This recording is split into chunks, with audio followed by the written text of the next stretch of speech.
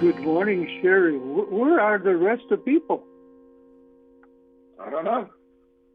Yeah, this is Pat English talking, and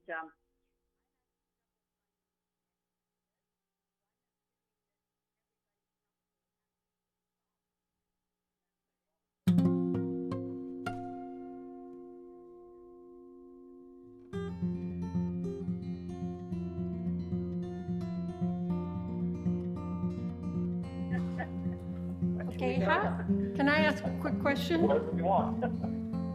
How do we see the other people? I don't know. That's what I'm calling. He's a brilliant person on that stuff. Okay. They have to go to the control panel. And they Can click we on the, see that on our, oh, icon. okay, great. Okay. Can they see me? Well, we're gonna try this. Do I wanna start now? Are you gonna say 1, 2, 3, go? Okay. Good morning, and I hope you all can hear me through this mask. Oh, thanks. Good morning and welcome to the regular open meeting of the Board of Directors of the Golden Rain Foundation of Laguna Woods, a California nonprofit mutual benefit corporation, this Tuesday, June 2nd, 2020, 9:30 a.m., virtual meeting, Laguna Woods Village Community Center, 24351 El Toro Road, Laguna Woods, California. So I'm calling this meeting to order, and since I've lost everybody, but I did see that we had a quorum, correct? Because I lost the people on my screen. Okay. All right. So this is going to be fun. Okay. We will now have the Pledge of Allegiance led by Director Maldo. I pledge allegiance to the flag of the United States of America. And to the republic for which it stands, one nation, under God, indivisible, with liberty and justice for all. Okay, we have no media. So I would like to make a motion to approve the agenda and add item, should I stop? No. Oh, okay. Add item 6A, which would be the VMS update, James Tung.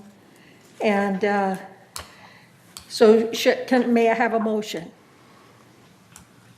I so move.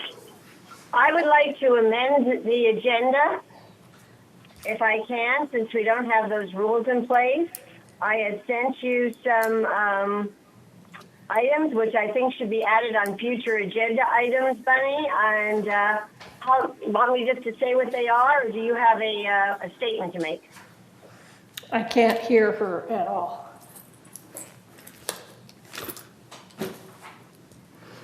Okay, well, I have items I'd like to put on future agenda, so they won't affect the agenda at all for today's meeting, but I would like them. Would you like me just to send the things to Cheryl and she can put them on future agenda? I have to apologize right now. I can't hear hardly anything that you're saying. And I don't know which item that you want to be added to the future agenda. Can you help me, Grant? Okay. Can you tell me what she said? And I can tell you what, I can read them for you. Yes. She can't hear you. You can type it into the chat. Okay. What I have. The chat bubble.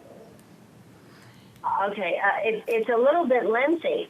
So what I'd like to do is I will just state them and then I can send it to Cheryl if that's okay. So the first one. Okay. All right. The first one would be I would like us to for future agenda items, an implementation of GRF water conservation project including the replacement of all toilets that qualify with water-efficient high-rise toilets, offering 1-2 flush choice, and additional grab bars installed. And I'm requesting a staff member as to GRF applicable non-energy efficient low toilets throughout the community restrooms, and the cost to replace each applicable toilet, including the install, in the identified area. For example, we would have a quote in the staff report that would say, Clubhouse 1 restrooms by gym, Clubhouse 1 restrooms by drop-in lounge, par 3 golf course, 27-hole golf course on the course restroom. And that would be, because Egon had said we had a $5.5 million water bill. So I think it's something that would behoove us all to take a look at is the water savings. The next item I'd like to have on this request, staff report addressing all GRF facilities, amenities, and grounds for the number of LED timers required and staff's monitoring requirement regarding all GRF lights. Then the number C is, I was looking at the third Laguna Hills Mutual Survey that was sent out in 2013 or through 2015, one of those years, and I would like to revise that and make it applicable to GRF and send it out via the resident portal, and GRF MACC committee will prepare and recommend to the GRF board, and the GRF board will approve it before submitting to the membership via the resident portal. And it could, if it's not going to the resident portal, perhaps it can go into the Village Breeze. Then for D, this is for future agenda items, I'm requesting, in order to obtain accurate usage reports for GRF facilities and amenities, the development of efficiencies regarding securing that data. Then E, which is a fun one, is a community placement of walk, jog, run markers on digital maps, not markers throughout the community. And this is for members to view routes, such as an example I can give is through this pandemic, Laguna Beach has walking maps, and they can cite different miles and different ways to go to walk throughout the community, indicating where, of course, for us, where the restrooms are, but also those interested in exercising outdoors, while pointing out specific items of interest. We could point out the historic 450-year-old, I think it's a sycamore tree over by Aliso Creek. We could point out just different items of interest for people. And then the other thing I would like for future agenda items is I would like to discuss, if it's not already happened by July, it should happen before July 4th weekend, and that would be the reopening of the 19th restaurant. All right? That's it. All I can say is that's a lot. And I need to have Cheryl or Grant, basically take a look at these items, but I don't think they can be added to the agenda today for consideration. And, but I would like to add them, go one by one, because she mentioned several of them and I heard about half, that we could take in consideration for some of these at our next meeting. And the other thing, for 19, I thought maybe that could be a discussion in our closed session. Annette had brought that up before, but I know that there will be several facilities that people are pushing to have open, and so I would like us to have a discussion about those items in closed session. Okay. Bunny, would you like me to bring all these items up to close, and then there we can redirect where they should go? I want you to make sure that you send an email with all the items that you've addressed so that we can review them. Okay. Yeah. I mean, I like the ideas about having our toilets replaced. I've been asking to have that done for a really long time. But we still have to look at each item individually. All right. Okay. I will do that right after this, Meryl, right after this meeting, Cheryl, or during the lunch break, okay? Okay. Thank you. Okay. All right, so would you repeat the motion? Because we wanted to approve the agenda and add item 6A for the VMS update by James Tung. Director Burt Mildau made a motion to approve the agenda with the addition of 6A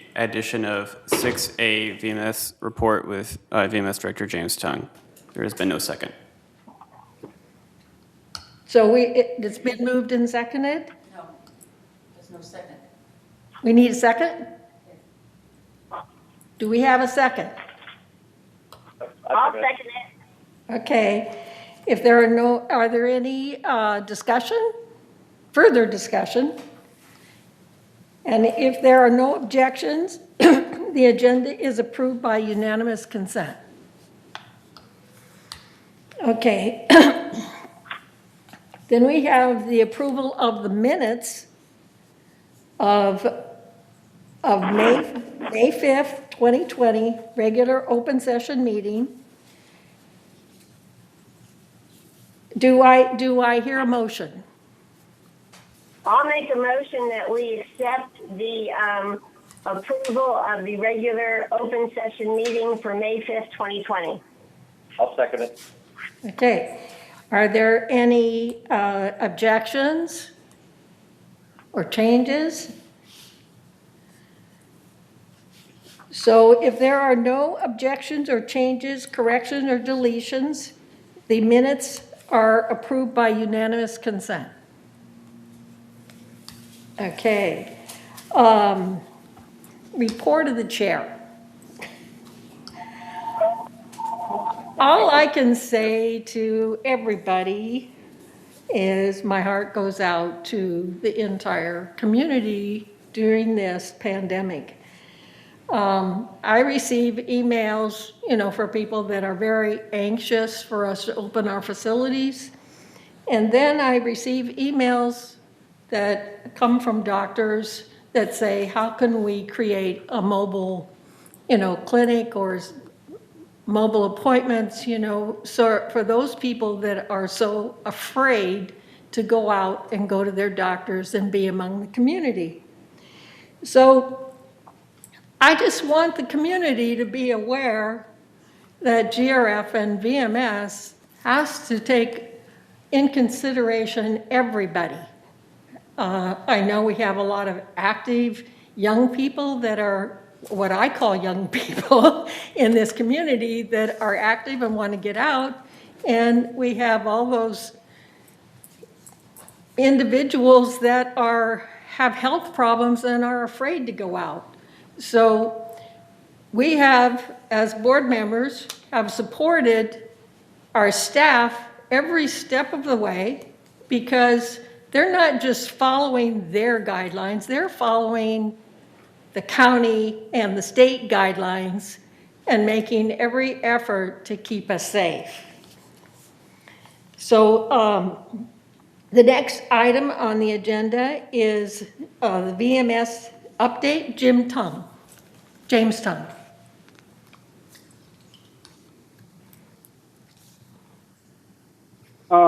Good morning, everyone. This is the first time I'm come here do the reporting, so I hope I'll be okay. I'm learning, and if any problems, please let me know. Okay. What I'm planning to do is I'm just highlight the update what happened in our both open and closed session of meetings of last month. In the May open meeting, mainly is the two group of VMS staff. One from communication, mainly is Eileen Pauling, did the reporting, and I'll recap what her told us, and it's nice for her to allow me to use part of her slides to show what she showed, because I feel that way maybe it's a little bit better, clearer than I'm just me talking. The information she shared with us, and then also the second group is from security. Carlos talk about his updates in his security. Okay. Yeah. Well, good, Grant. So the third slide, please, or the previous one. So basically, the first thing Eileen did was everybody probably already know, launching the Village Breeze as a bi-monthly magazine. Now, the main goal of issue this bi-monthly magazine is one, it will reach every resident, and in this magazine, it should list all the important information that a resident should know. I emphasize again, this is the most important information, crucial information. Those are a little bit longer term. That's why it's bi-monthly. And also, now the second part is goal is to try the communication, try to combine all different platforms of the communication. So, Grant, please shows the fifth slide, the big picture. Next slide, please, Grant. Yeah. Oh, well, what happened to the picture? The next one or previous one? The shows different all different platforms. We don't have that one, Grant. But anyway, many is by combining all the platforms. She meant it's like the TV 6, Village Television TV 6, and a website, and what's new, and the movie time, all that. So I want to emphasize the. Oh, okay, that's the one. That's the one, right? Yeah, that's the one. Don't see. Yeah, right. See, but you know what happened? See that picture. Yeah. Okay. Now look, the Village Breeze in the middle upper part.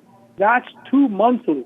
So that's carry all the important information for all the residents. So if you key important information, but it's kind of a long-lasting. Now for the instant updates, TV 6 is showing today. It's actually showing 3 times a day. So if there's instant emergent message, you have 3 times to catch that from the TV. And also on the website, our website, there's a new button. And so in this new button, it has all the information, instant, county, village or surrounding, if you wanted to know. That's where you get instant updates. So this is important. So 2 parts: permanent, long-term important message from Breeze every 2 months, and then there's instant television and website. Of course, all those will share what's. Or if you read the email, it's what's new. You can read it, and of course, it will show the movie times. So that's the communication part. We appreciate Eileen's report. I think we're definitely going the right direction. Now, the second the recap is from Carlos from our security department. Yes. Next one.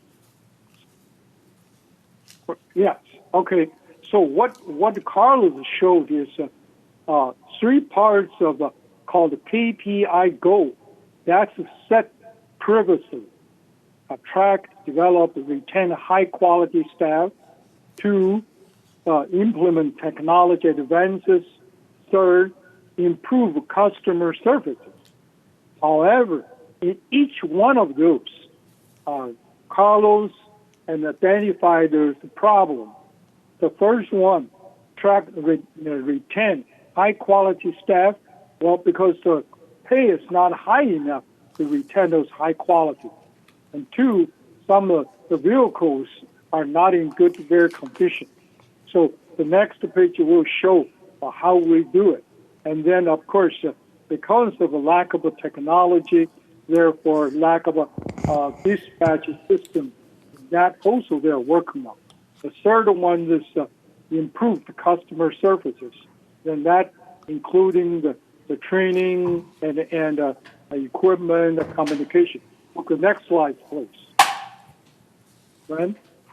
Okay, so again, this is in your green book that this budget. So Carlos proposed to, or actually got the budget $45,000, but in 2020 to increase the officer or pay so that we can retain the high quality officers. Again, if you read your green book, the GRF board already approved this budget and also set aside $96,000 for replace the 3 new vehicles. Again, also to working on security officer portal system in progress, and also the staff managers and supervisors will have a weekly meeting. So those involve 3 managers and 2 supervisors. Okay, next one. Brian, next slide. 10 minutes already. Okay, so so patrol officer will pay. The pay will be $47,000 increase in 2020 budget. Also, as I mentioned, the already $96,000 to replace the vehicles. Dispatch officer portal system so that among the officers they can communicate, organize better. Then weekly meeting so that among the staff and the officers they can communicate better. Okay, next one.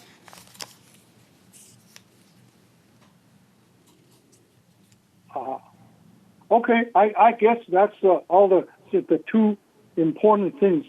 The 2 groups.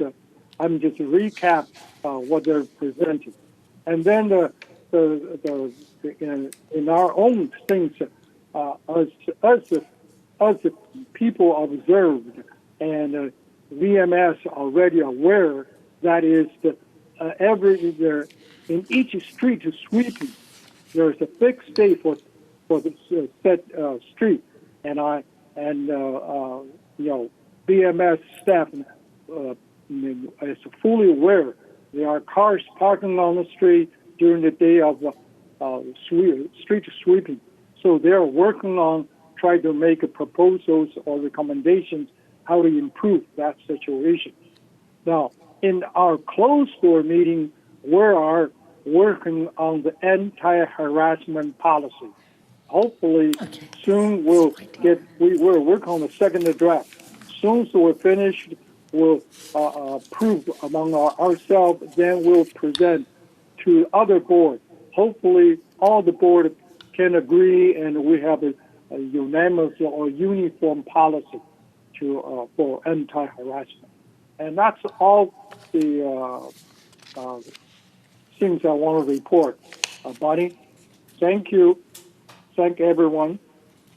And thank you, James. Okay, our next report will be from Judith on the DPTF report. Okay, since there was no information considering the COVID emergency and/or procedures that were being taken, we found no need to have a virtual task force meeting last month. I consulted with Chief Rojas, and he agreed. I do, however, want to start planning for the July meeting. Some of the topics that we will be looking at in July on the agenda will be cabinet inventory by the clubhouse coordinators. That hasn't been done in a while. I have an inventory list for most of the clubhouse cabinets. Any task force member that wants to do this between now and July, please contact me for an inventory list of what's supposed to be in your cabinet if you don't have one. This is a good isolated exercise. And of course, access to the clubhouse cabinet will have to be coordinated with a clubhouse staff member. We're also going to talk about what's lacking in our present EOP. I've been in touch with the company that we hired 4 years ago to rewrite the original EOP, Emergency Operating Plan. The prior original version was outdated, where the new one is now synchronized with the city, Orange County Health, FEMA, and state agencies. After assessing the present COVID situation, we found areas where the EOP needs further revision. So we will be looking at that, and so bring your observations and your ideas to that meeting in July. We're also going to look at the California shakeout for October. It's definitely going to be different this year. And then fourth, we're going to look at what we're going to do with the annual barbecue that we have every summer. That's going to be discussed. Obviously, it's going to be postponed, or we'll do something different. Again, the next much-needed DPTF meeting will be July 28th at 9:30. It will be a virtual meeting, and we hope that Chief Rojas will join us. That completes my report. And that's done, thank you. And Jeff, you have a report for us? I do, Madam Chair, and to the members of the board, good morning. Wanted to start off giving you some updated information from Orange County with regards to COVID-19 and the counts and information.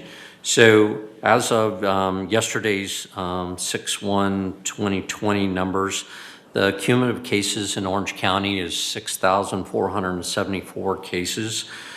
Cases reported as of yesterday were 213. The significance I wanted to point out there was that over the last 7 days, the county has averaged about 157 cases. So we saw a spike yesterday going up to 213. So that is something that we want to continue to watch to see if that settles back down via the average for the last 7 days. The other issue that I wanted to mention, and kind of playing off what the President indicated, was that we want to be real cautious and careful in the village. We are a high-risk community. And as part of that, I wanted to mention in the Orange County numbers that we had 240 cases of hospitalization yesterday with 97 people in ICU. That actually is a good number. For the last 7 days, there's been an average of 256 people in the hospital and an average of 98 ICU cases. So we actually saw a step down in hospitalizations yesterday. And we hope that that continues to be the trend. The 256 cases average over the last 7 days of hospitalization has been the highest hospitalization rate since they started statistically collecting data on COVID-19, which is, for those that have tracking this stuff, realize that hospitalizations oftentimes come at the latter part of the numbers. First you test, then you find you have the cases, and then people are getting sick or have symptoms, then they're going to their doctor, and then they're going to the hospital. So it's not unusual to see those numbers come at the last. But what's important is that right now the capacity in the Orange County hospitals is in good shape. And that's really what this was all about, making sure that they had the COVID-19 covered so that they could have that capacity. So that's working well relative to Orange County, which is why The governor approved Orange County going into phase 2.5, I'll call it, the second phase, and opening up some of the activities, including allowing some restaurants to do dine-in, depending if they meet the protocols, and there are a lot of protocols, and some of the other activities. So we continue to put together our game plan with regards to what we're going to be able to open up, what we can, following the state guidelines and the Orange County guidelines. So we follow those two, and then we meet and put together our plan, and then follow through by contacting the presidents, and then onto the boards, and then onto the public. One of the things that we're putting together right now is a PowerPoint presentation that we're going to want to send out to the community, and giving the community maybe a better piece of information about where we're at in our steps and our phases, just like the state is, phase 2, phase 3, phase 4, and how that correlates to what we're doing as far as operating facilities, GRF facilities, and also what we're doing as far as our actual operations with regards to activities for the mutuals. Plumbing, electrical, painting, all of those things will be laid out in this kind of graph that will allow the public to have a better understanding for our residents about where we're at with regards to these phases. So I'm hoping to have that completed by the end of the week, and then get that out to our community. And then one of the things that we've dialogued with the presidents about, that I wanted to mention that we're moving forward is contacting some doctors that have been knowledgeable about our community, and get them on television 6, TV 6 with us, talk about our plan, talk about where we're at, and get their input with regards to, are we being safe, are we being following the right protocols, and what their suggestions might be, and so that they can answer even phone calls and emails coming in from our residents about this. So with that, those are the kind of static numbers. Again, the good news is Laguna Woods, the community, not just us, but the city of Laguna Woods, only has 9 cases reported at this point in time.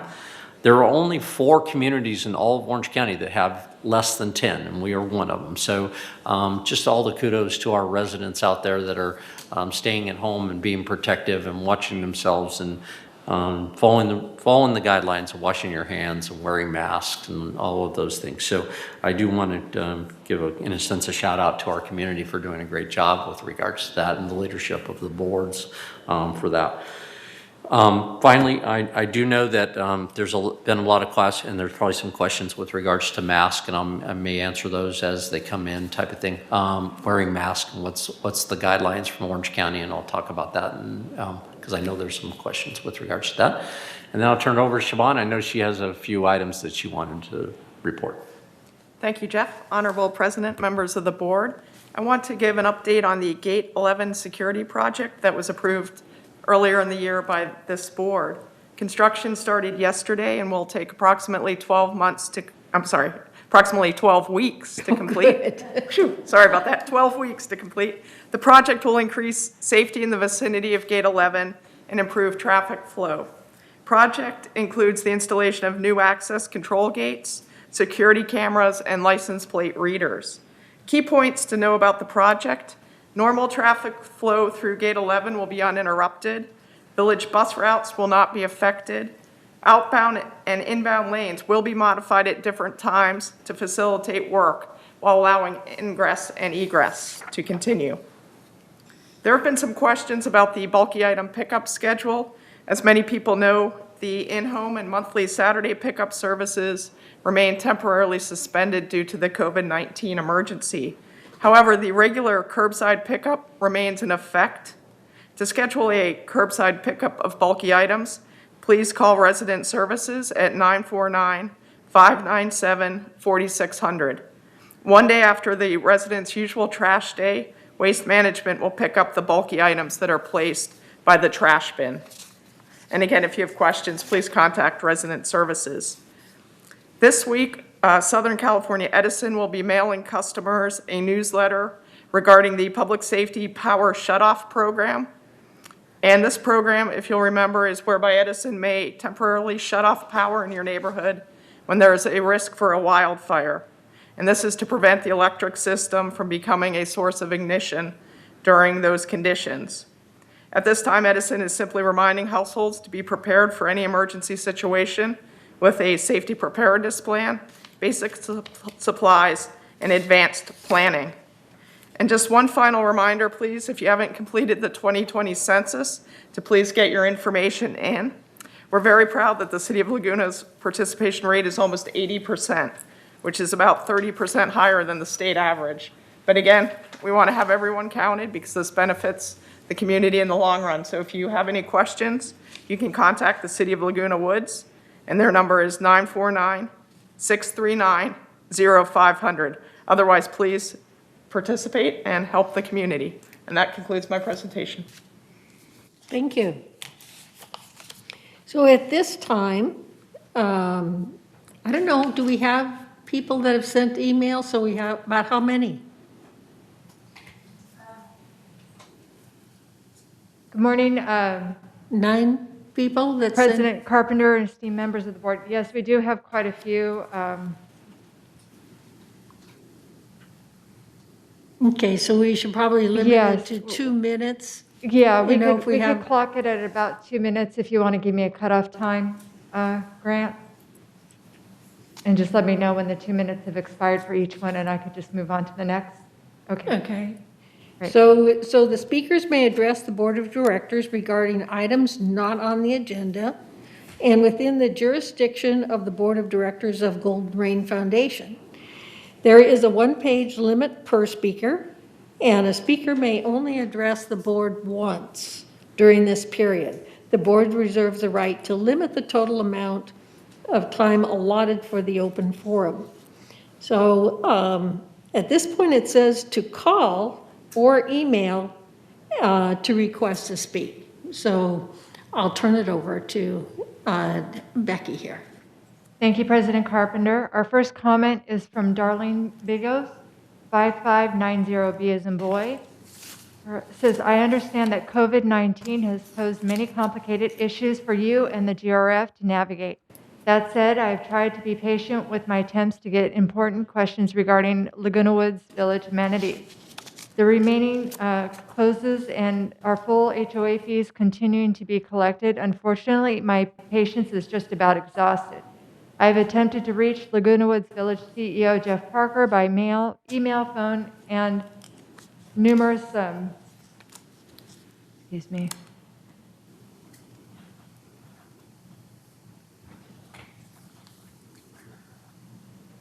Okay. And numerous, sorry, boards that I was as well as other Laguna Woods Village residents can resume receiving value for the HOA fees we pay each month. I'm certain Laguna Woods GRF must be amassing quite a surplus of HOA fees with savings from closing the pools, clubhouses, etc. Your obligation, it seems clear, is to either allow us access to the amenities we pay for, develop other safe recreational, social, and entertaining possibilities other than the affiliate articles, YouTube videos posted as virtual recreation on the Laguna Woods Village website. Or if you are unwilling to do that, give a rebate to residents on our HOA fees. Although I believe I speak for a majority of homeowners when I say I would much prefer that you open the amenities. I'm sure you're aware that most of the residents choose to move here because of many of the wonderful clubs and amenities offered. Our homes undoubtedly have lost value due to the closures of these amenities. In fact, a local realtor has advised me that if I tried to sell my manor now, its price has been slashed by at least 25%, much of due to the lack of amenities at this time. Done? Okay. Our next comment is from Terry Canteen at 3001C. This letter is attached.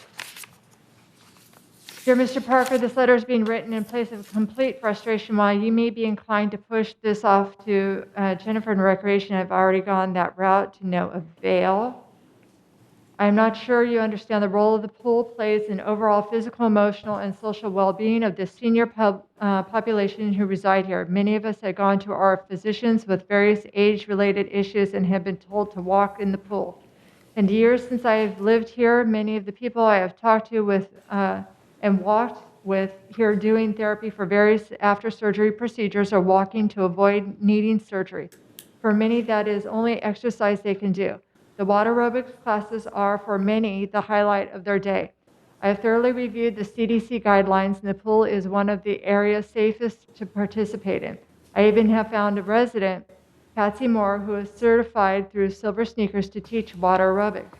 As many of us reach a boiling point, I have chosen to write to you personally and make our case known. Would you rather a nasty letter in the Globe or a petition stating the dissatisfaction with your reluctance to open the pools?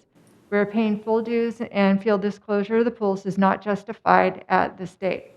There is no need to open all pools, but open two at least would give us an outlet to exercise. Pool 5 lends itself totally to social distancing while doing class. If the arrangements can be made to open other recreation areas, restaurants open in Orange County, retail stores open in Orange County, what is the problem? I respectfully request that we have an opening date by June 10th. It would be a hard sell to convince people at this juncture of time that we cannot have some pools open. Your job is to make things work and put in place that is necessary for the overall satisfaction of the community. If people are not ready to get into the pool, nobody will force them, but the pool is every bit as important as a major majority of us as it is golf, tennis, and so on.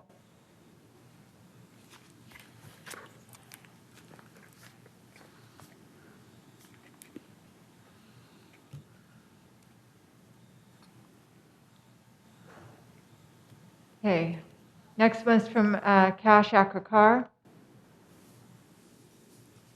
Ladies and gentlemen of the GRF board, GRF is a trust must safeguard the assets of the trustors. The question is, what is the meaning of the word assets? One is property and asset. Yes, GRF is doing a great job, no question or doubts whatsoever. 2 is financials fund an asset. Of course, again, no questions or doubts. 3 is knowledge of the village an asset. Of course it is. And here's what the problems are. GRF for the past 50 plus years has neglected the huge assets that our elite retire, bring with them and then take it to their graves.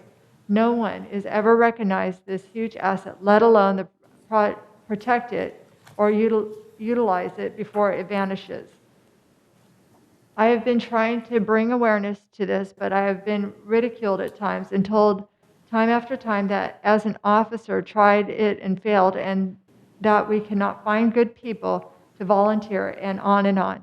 What I want to accomplish should really be the responsibility of all of you on the screen right now. I've identified this huge hidden treasure right here in our village. Our retirees bring with them the cumulatively over 500,000 man-years of practical experience. True, not all of them want to contribute back, but a lot of them do want to leave a legacy, train others and assist in knowledge transfer, or put to use what they know before they die. Of 18,800 strong village, we must have a few hundred willing to leave a legacy. I am looking for about 25 select retirees, a search that will take a lot of resources that I don't have. Actually, it is your responsibility to take the lead and instrumental in identifying the assets, and I'm willing to take the lead on your behalf.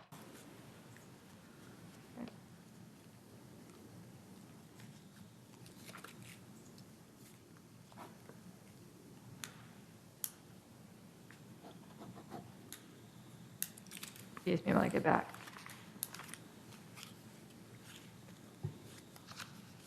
Okay, this is Jim Wang from 55172F. This is my comment for the next GRF board meeting on 6/2. It will be appreciated if you read in the open forum for me. I will try to call the board meeting, but I may be late. This is Dr. Wang. I was one of the 2 medical experts in our legal team when we fought against the state to not bring the COVID homeless to Aris Hotel. My neighbor was hospitalized 3 days ago for non-COVID related medical problems. It is triggered by her less mobility while staying at home. She didn't want to go to the hospital due to the concern of COVID, and her doctor's office was still closed. The only appointment she could get was a telephone appointment with 1 month waiting. After talking to her doctor on the phone last week, she was told to go to the hospital immediately. for emergent admission. That was close. To prevent this kind of crisis, I want to share my idea with the GRF board members. I have 14 years experience in managing Kaiser Permanente healthcare delivery system, including hospital, medical group, and nursing home, etc. I pioneered a hospital at-home model in Kaiser Permanente healthcare program by bringing a hospital level of care to a patient's home. Patients love it because they can sleep in their own beds with their own dogs or cats. Friends and neighbors can stop by to see them easily. I'm not proposing a hospital at home here. I'm proposing to create a non-COVID mobile clinic in Laguna Woods Village. During COVID pandemic, our residents don't want to drive to doctor's offices if open for minor symptoms or for routine follow-up of their chronic medical conditions, including dementia, history of stroke, DM, chronic kidney disease, congested heart failure, and COPD, etc. They don't like to go to the pharmacy to pick up medications. Mail delivery often has a long wait time. I'm creating a model to allow each health insurance plan offer basic medical services to their own members in Laguna Woods Village. Rich Haskell, 3240A.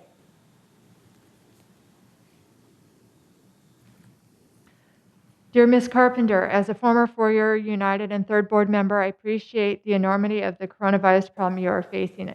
I will be brief. The present restrictions on tennis court usage are too strict. Specifically, we should eliminate the singles-only requirement, leave the courts open during daylight and evening hours, and eliminate the reservations and policing requirements. About 90% of the past normal play has been doubles.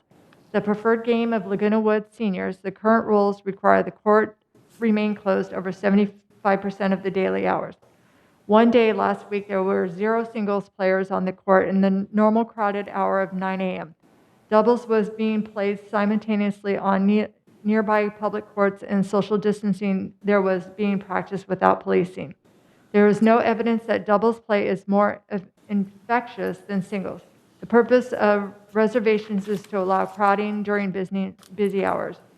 Currently, we have no busy hours, even with the limited hours of reopening. It is great and expensive annoyance and does nothing to reduce possible coronavirus infection.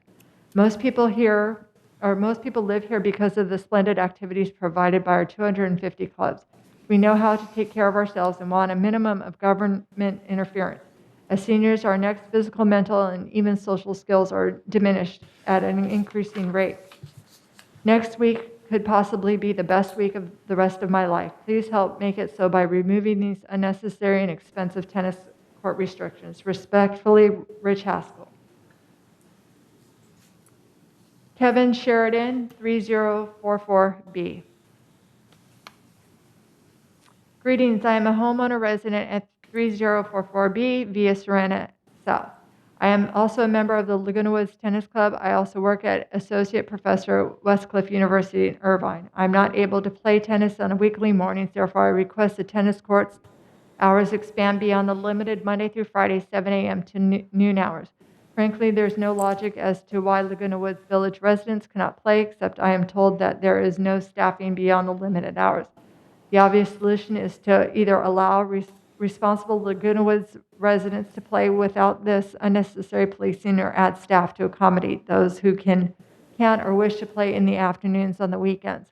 Laguna Woods tennis players have accommodated the courts shutting down for over 2 months to prevent the spread of COVID. There is no pandemic in Laguna Woods with 9 cases and no deaths over 10 weeks of Orange County public health tracking. Time to allow us to return to the tennis courts now. Joan Beckett, 364Q. I have a question for the directors. What steps do you plan to take in response to the financial crisis that was triggered by the coronavirus pandemic? The directors of Third Mutual have cut spending. They plan to put the savings in their reserve accounts. The directors of this board appear to be going in the opposite direction. The project to remodel Clubhouse 3 is moving full speed ahead. Spending money to improve safety is a necessary expense. Spending money to conserve energy is a necessary expense, but spending $5 million to create first-class performing arts is totally unnecessary expense. In these difficult economic times, it is prudent to spend the members hard-earned money for things we don't need. Next comment, Marcia Hackett, 2042C.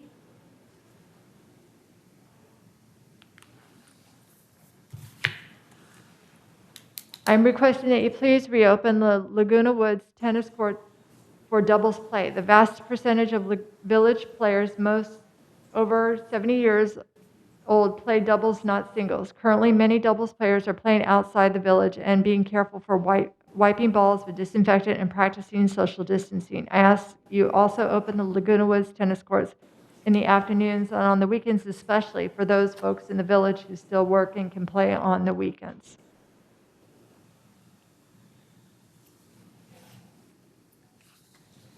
Ellie Nguyen, 5323N.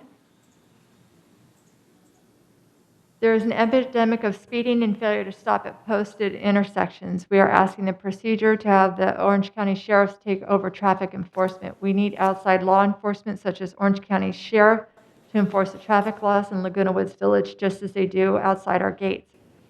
Why are we being denied equal rights under the law we voted past to have security department who cannot enforce said laws? Get the sheriff in here and get rid of security except for the gates and other VMS Golden Ring Foundation interests. We are paying a lot of money to get less than adequate traffic law enforcement. Respectfully submitted, Ellie Nguyen and Phil Kowal. Judy and Frank Turald, 54C. We received an email titled COVID-19 Village Update with a warning about following the rules at difficult times, the rules about mask wearing and social distancing. So why are you all allowing the music gathering in the creek to continue?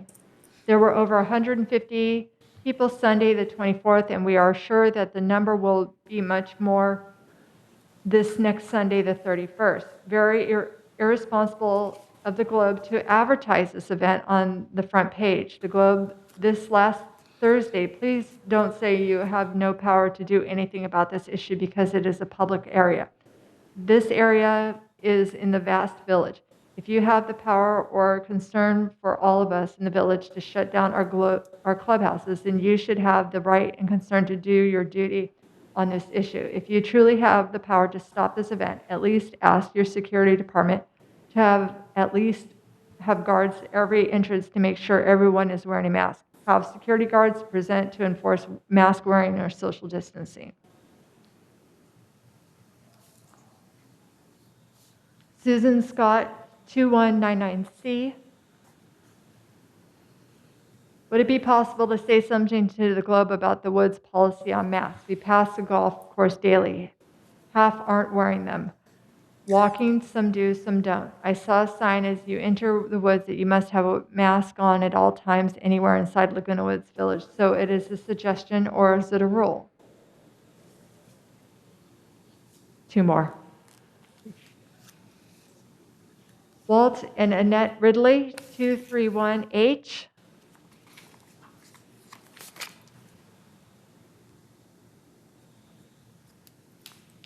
It has recently come to our attention that there have been concerts and gatherings taking place on a regular basis at the creek. This seems to be on Thursdays and Sundays, and many of the attendees are not following the guidelines regarding masks and social distancing. Since this is a senior community, the risk is very high for spreading this virus to those of us who are trying to protect ourselves and each other by following these safety recommendations. We have contacted both security and the general manager's office. Both said that their hands are tied because they are not breaking any law. The compliance department told a friend of ours that the creek area is not a part of the village and therefore those gatherings are considered to be a private property. We totally understand, however, the governing board of a 55-plus community with an average age of something like 72, it seems you are in a position to take position on this practice and to discourage this behavior. There are several things you may consider. One, assign a security guard to go to these events to serve as someone to remind people to practice social distancing and to wear masks to protect themselves and other guests. Two, send out emails on a regular on a weekly basis, reminding people the importance of following state and county and CDC guidelines, not only for their own personal safety, but the safety of their neighbors and friends in the village. Explain that wearing masks is not for their protection, but for other residents, especially those with underlying health conditions. Remind them that so far this community has been very fortunate that they have very few cases in the village. However, this can rapidly change and everyone isn't practicing safety guidelines. How would they feel if there was a major outbreak that was traced back to one of these events? Did they really want to be responsible for such a catastrophic occurrence? 3, put up signs around the village and near the creek reminding people of this. Okay? Last comment, I promise. Frida Gorlick, 2058B. Please read the following comments.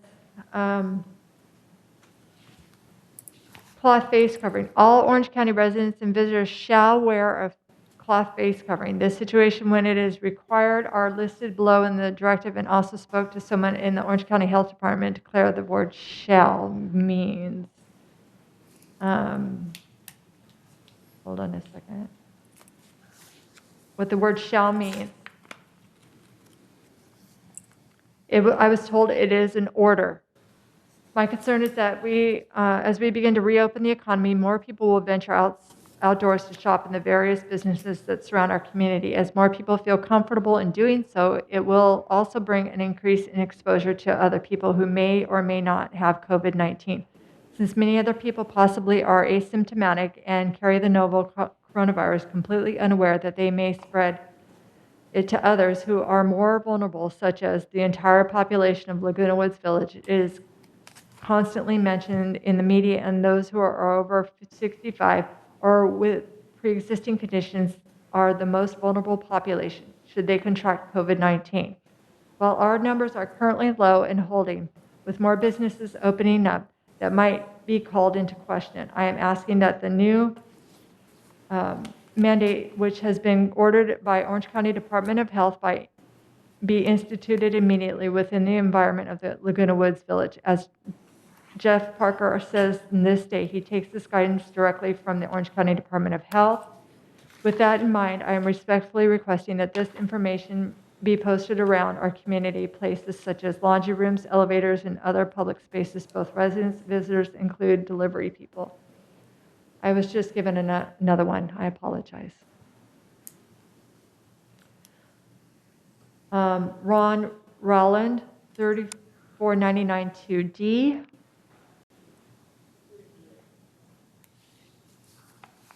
However, I'm going on 80. I need the pools to reopen for my water physical therapy. I've been spinal cord damage and neuropathy that only my water therapy exercise responds to. We moved to the village 3 years ago and across the street from Pool 5 for close and ready access for my 3 times a week workout.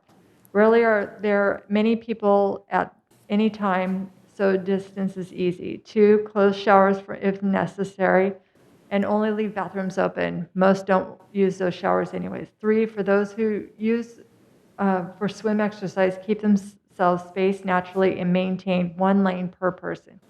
4, limit number that use spa and have 6 feet spacing. 5, this is but regulated by lifeguard on duty. P.S. COVID-19 is controlled by the heat above 80% in pools and killed by spa, 100% in spas. Bonus. Thank you for this most serious request. And that is all. Thank you for your time. Madam Chair, I had a couple of comments that were requested that I address the board on behalf of some people. One question was, is there any expectation of getting Club 19 restaurant reopened? Apparently the lady has a reservation for a party on the 20th, so that's something to consider. The other question was from Stan and Ellen. I don't have their last name, but who do they contact about mosquito problems near the creek? They live down there, and they would like to know, they have some problems, and they would like to know who to contact with respect to that. That's it, thank you. Okay. Are there any responses to the speakers? Do Yes, any of the directors wish to respond? Directors first, and I'm at a disadvantage because I could hardly hear. So I'm going to leave this up to the rest of the directors who were able to hear the people. Okay. Bunny, this is Joe. This who? Okay. I'd like to respond to the people concerned about the sports. I think Jeff Parker's in a very difficult position because he's trying to take and follow what state and local guidelines are to keep us as safe as possible because it is a matter of life and death. So I sympathize with that. On the other side of this, I think sometimes because we're a unique community and we're kind of enclosed, when we have sports, whether it be swimming, that happens very, very much in terms outside of here, but with golf, which would have been happening before, pickleball, tennis, for example, when we don't allow them to play doubles here, they play doubles someplace else. And since we have a fairly low amount of COVID-19 here, as do 4 or 5 of the cities around us, proportionate to population, if they venture out any further to a Newport Beach or to a Tustin or to Santa Ana, we may be actually increasing our exposure to COVID-19 by having the people not be able to play what they want to play here, so they're going someplace else to doing that, and that's happening on a mass scale. So that's one thing to consider, and that's a very difficult thing here, but I do think some of these sports, if they're not playing them here, they're playing someplace else, that kind of gets rid of the uniqueness for protecting ourselves and being within our own community. So that's one of the things that I was concerned with. And I think I'd ask Jeff maybe to speak to what home sales and savings and non-savings and costs we have during COVID-19. There's been articles mentioned today that we're saving tons of money. I don't know for the whole year. We'll know what happened based on home sales and based on income on particular sports. But obviously, we still have some expenses, and I don't think the home sales have dropped quite as much as what's mentioned as well. But I would encourage Jeff to take a look and maybe talk to some of the sports and see if actually it may be safer for us to be here than it is for those players that are choosing to do so to go to other cities. Thank you. Okay. Are there any more responses? I'd like to respond. This is Annette. Okay. Following what Joe is saying, I feel the same way for the 19th restaurant because the 19th restaurant serves, I went out to 3 different restaurants this past weekend. I much would have preferred to go to the 19th and just keep everything local, but that wasn't available. And for the people that just have golf carts that don't have vehicles anymore, they would much rather be able to drive to the 19th and enjoy time there too, for the same thing that Joe is saying about the fact that to keep it within our community, they have most of the dining's outside. They can lock the doors to the bar. They've got hand sanitizers posted. They're all ready to go. I don't really understand that a little bit. The other thing that I wanted to speak to is the Jim Wing about the Kaiser Permanente, about the mobile clinic in Laguna Woods Village. We're not a hospital. And, if he did this at Kaiser or if there's insurance and you have a program and they can do a mobile, and bring that to you, that's a totally different thing than, we are an active over 55 community offering amenities. They already have virtual doctor appointments. We already have buses that can take you to your doctors. I don't see how this would apply to GRF and what we should be doing about it. As far as mental health goes, we're not mental health professionals. We're here to open up, get people out in the sunshine, and that's one of the best ways to kill COVID. Thank you. Thank you, Annette. Is there anyone else? I think Jeff should speak. I have Okay. answers too. All right, who's next? Egon? Okay. In answer to the lady that asked about getting a refund, I looked into that at someone's request last month. And unfortunately, the HOA regulations of the state of California don't permit refunds just because something has been closed for one reason or another. However, we can take that into account when whatever money is saved can be used against those same expenses in the next budget year and reduce the costs that for everybody at that time. Thank you. Okay, I think Jeff, you had, okay. Yes, if I may, to the board, I would like to run through kind of answers to a number of the questions. So for the first one, I'll just piggyback on the comment was just made with regards to the HOA. There are certainly clearly rules and regs with regards to just having the fees reimbursed. What will happen is obviously as the rest of the year unfolds, you will be evaluating where your revenue is versus your expenditures. One of the comments that I think Joe made it was a question about resales and how that impacts GRF and our operations going forward. Certainly, we were doing pretty good up until the end of April, and we saw a dramatic drop in May. So that impacts our budget. And so we got to be real careful with regards to our revenues and our expenditures, and we'll be evaluating that on an ongoing basis. At the end of the year, if there is a surplus that's been created because some of these facilities have been closed, then that is the directive back to the board as to whether they want to look at that savings to address ongoing costs for the future, or if there is a specific putting it into reserves just to have that into the reserves. So that's certainly an option. With regards to tennis, we know we've received, as you heard, a number of requests with regards to allowing doubles play in tennis, pickleball as well. We, again, want to make sure that the public understands that what we're doing is we're following state, Orange County Health, and the United States Tennis Association's recommendations that at this point in time, it is singles only. And then when we get the go-ahead from the state and Orange County Health and USTA, and they're all coming together and saying, hey, it looks like things have calmed down, cases have calmed down, and we can move towards doubles. Certainly that's something that we would want to do because we know that we have a lot of doubles players here in the community, and we want to facilitate that as soon as possible, but we want to be cautious in operating under the rules and regs.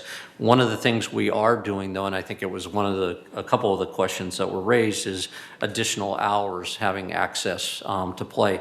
We are looking, moving forward with adding Saturday and Sunday hours from 7 a.m. to noon on Saturdays and Sundays. We hadn't been doing that before, and we're looking at starting that this weekend. So that will provide, I know the one resident had written in that he's not available to play during the regular hours of the week, but he wanted to see about weekend play. We'll be able to have those additional hours on weekend play that'll help broaden the time frame that will be open for singles tennis at this point in time, and then ultimately doubles.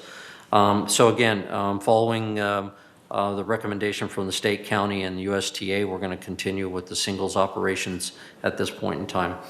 The next one was pools. I think on my list I had about three or four of them regarding pools. Again, the regulations right now with regards to pools is that under the guidelines of the state and Orange County, pools are not, public pools and private pools are not to be opened up. I know that there's been, we've received a couple of emails where an association had allowed for their pools to be opened up. A perfect example is I know that Riverside County has allowed that to happen, but Orange County hasn't at this point in time. And so following the healthcare agency's regulations and following the state direction and state guidelines, we do not anticipate reopening in what we call stage 2 now. And so we will be looking at that as something in probably our stage 3 or stage 4 that we would be reopening at the pools. As mentioned in one of the emails, and when we do reopen the pools, we're going to be very careful about how we do that, lane assignments, reservations, so that we don't have the social distancing issues that you have. And obviously, the other part of any operation that we open up is make sure that we have the sanitation elements, making sure things are clean and how they're touched and all of that. So at this point in time, the pools aren't going to be reopened, but we will take guidance from the state and Orange County Health. If that changes, then we will evaluate how we can open up in a very practical, very careful way so that people can use the pools, but at the same time, we can address social distancing and all the requirements with regards to safety. So I want to make that. Apologize for indicating the next couple, we had 1, 2, 3, 4, 5, looks like with regards to the creek and the open space of the creek and music and wearing masks, all came together with a couple of those. As indicated, I wanted to make it really clear that the Orange County residents and visitors shall wear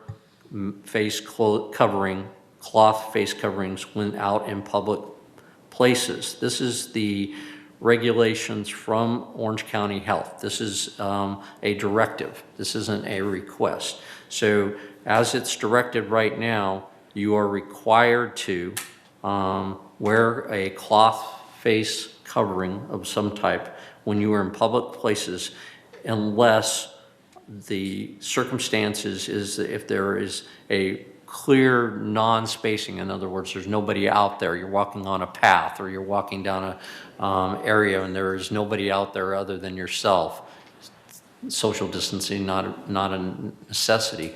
In that case, they're indicating that you wouldn't have to. But the key is the social distancing, the 6-foot physical distancing, especially with people that are not in your family. And then those cases, you should wear a mask. So what we've had is we've had a group of individuals from the village who have put together a little band and are operating down at the creek, and it's gathering some attention. And because people want to get out, we realize that. We are putting some signs together that are going to be out there before the weekend to indicate and make sure everybody understands the rules with regards to social distancing and regarding masks.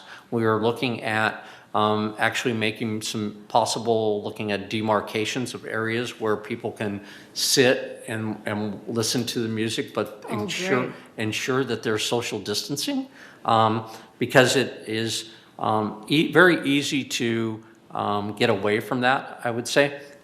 But we want people to understand that it's okay. There is no rules and regs in our policies right now about the music. So other than noise, they can't be making too much noise, obviously. But having the activity is not something that's regulated right now by us. So what we want to emphasize to everybody is wear your mask when you're out there. Social distance when you're out there. And if we can help facilitate that by putting some signs out there to remind people and looking at specifically putting down some marks and stuff like that so we can create, a couple of cities have done that, so we're kind of taking the lead on that. We'll continue. With regards to, is it a violation? The answer is technically it is a violation of Orange County Health. If you're out there not wearing that mask. We've been notified by the Orange County Sheriff's Department they're not going to enforce that. So really it is on a volunteer basis. It is the law, yet as far as enforcement, enforcement's really upon everybody to do their share. And that's really what we're asking everybody to do. Remember your neighbor. It's not just you that you're protecting, it's your neighbor you're protecting. And so if people can be conscious of that, wear their mask, enjoy the opportunity to be outside, that's great. We want you to do that too, but we also want people to be protective of everybody else as well as themselves with regards to wearing masks. Creek Park, with regards to music in the park, I want to again reiterate that we don't have anything specifically that prohibits that from happening. We do have rules and regulations with regards to noise, and we'll be watching that. Security is out there. Security's walking through. We're going to suggest people obviously wear their mask, but we're at this point in time not taking any compliance activity with regards to that type of activity.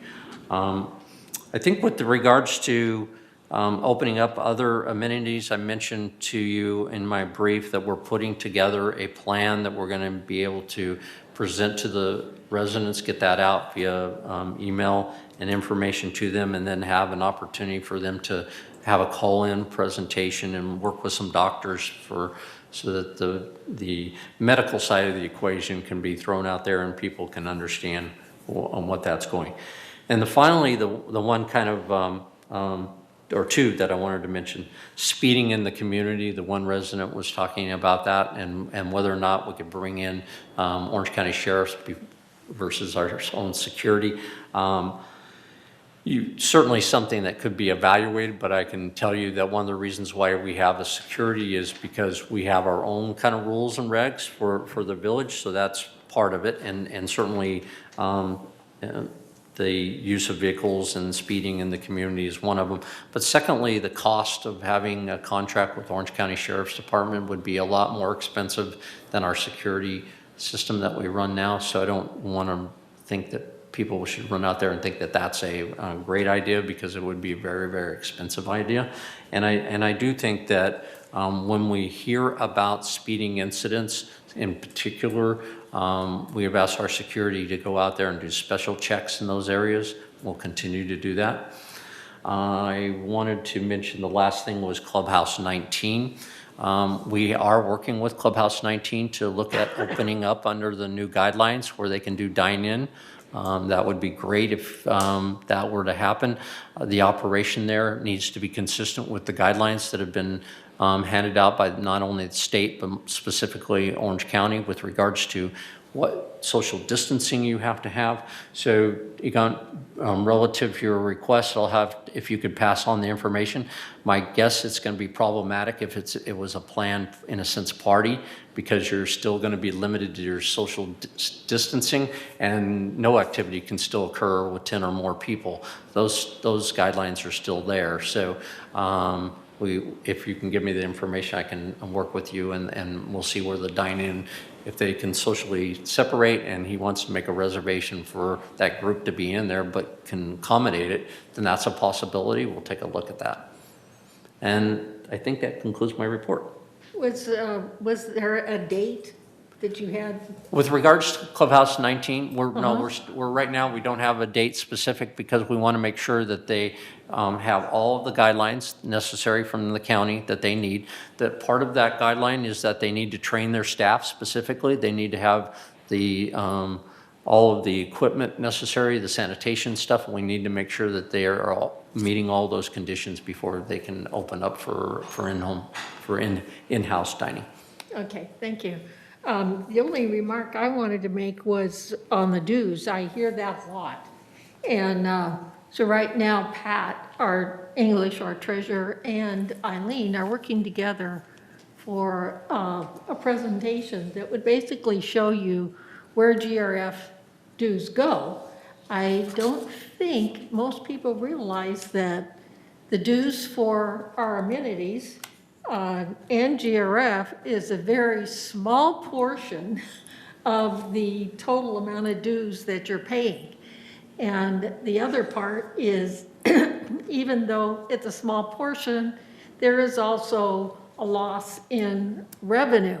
So we're asking Eileen and Pat to be able to present that to the community so they actually know where our dues go. Thank you. Did you want to say anything? Siobhan did. Okay. I wanted to answer the question, please, about insects down by the creek and what a resident may do. We've been in contact with the Orange County Vector Control District, and they do indicate that there's been a hatch out of certain flying pests at the creek. Fortunately, they are not mosquitoes. They are mayflies, gnats, crane flies, and midges. But they do recommend, if a resident has a concern, to go to their website, which is www.ocvector.org. And under the Services tab, there's a Submit a Tip form that a resident can fill out to have attention given to a particular matter. So that is how they recommend being contacted. Thank you. President Carpenter, Director Moldow Okay. had a comment. Okay. So we don't have anybody in-house that deals with that? No, we contract with Orange County Vector. Can you hear me? Yes? Okay. The comment with regard to the person that misses the pool aerobics.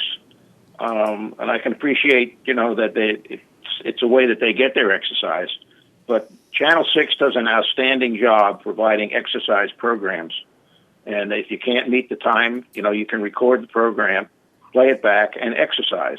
And of course, the other opportunity we always have in this community is wonderful walking. It's my comment. By the way, I only get 6 frames of pictures. I only see 6 people in my screen. I don't know why. I tried everything to bring up everybody, and I can't.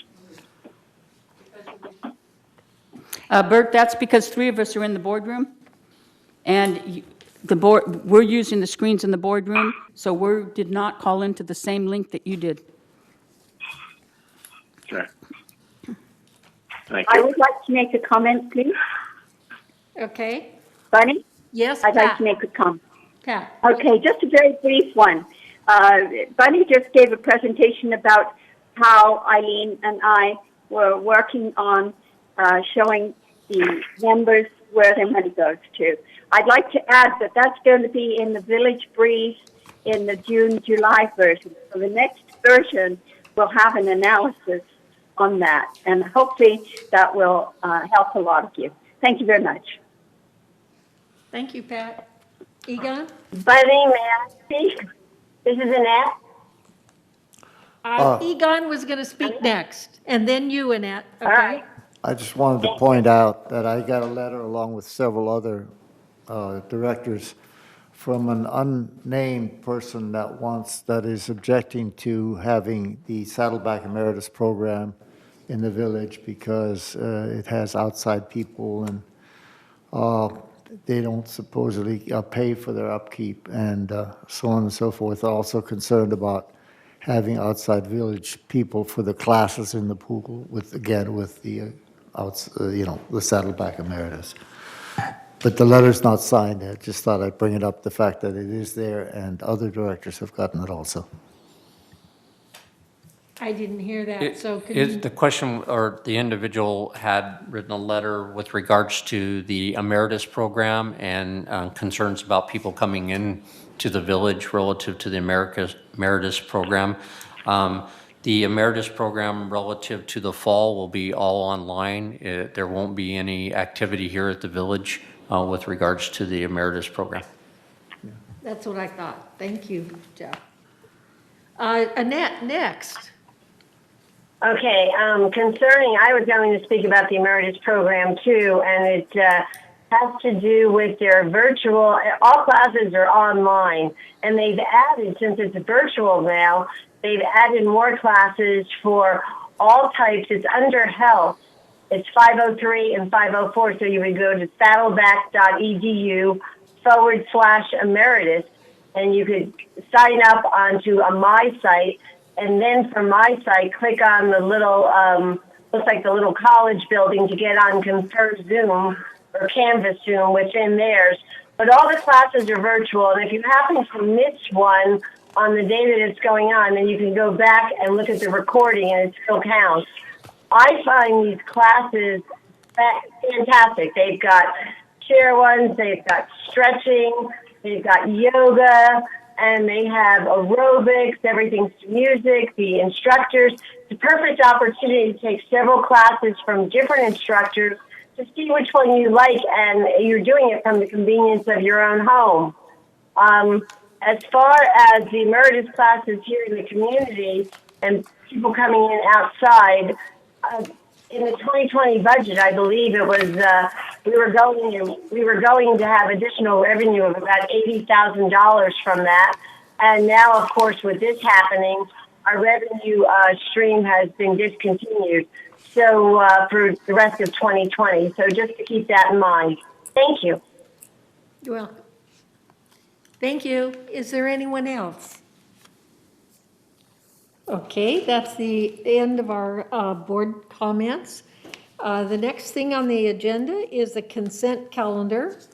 All matters listed under the consent calendar are considered routine and will be enacted by the board by one motion in the form listed below. In the event that an item is removed from the consent calendar by members of the board, such items shall be subject to further discussion and action by the board. So we have two items, and one is the recommendation from the Finance Committee, which is the consent with its statutory obligations, a subcommittee of the board consisting of the treasurer and at least one other board member reviewed and approved preliminary Golden Rain Foundation financials for the month of March 2020, and by this vote ratify that each review be confirmed in this month's board meeting open session meeting rules. And B is approve the resolution to update the GRF committee appointments. So if there are no objections, the consent calendar is approved. Okay. So the next items would be the unfinished business. So do I hear a motion to reintroduce the resolution establishing the revised GRF rules for board meetings? So just comment, these rules have gone back and forth and was not approved at the May meeting, so we are reintroducing for approval in the June meeting. So this will again be postponed for 28 days. So for member review and comment to comply with the Civil Code 4360. So do I have a motion? Excuse me, Bunny, this is Annette. Weren't we supposed to vote on the consent calendar, or did I miss that? No, that one, we already did the consent calendar.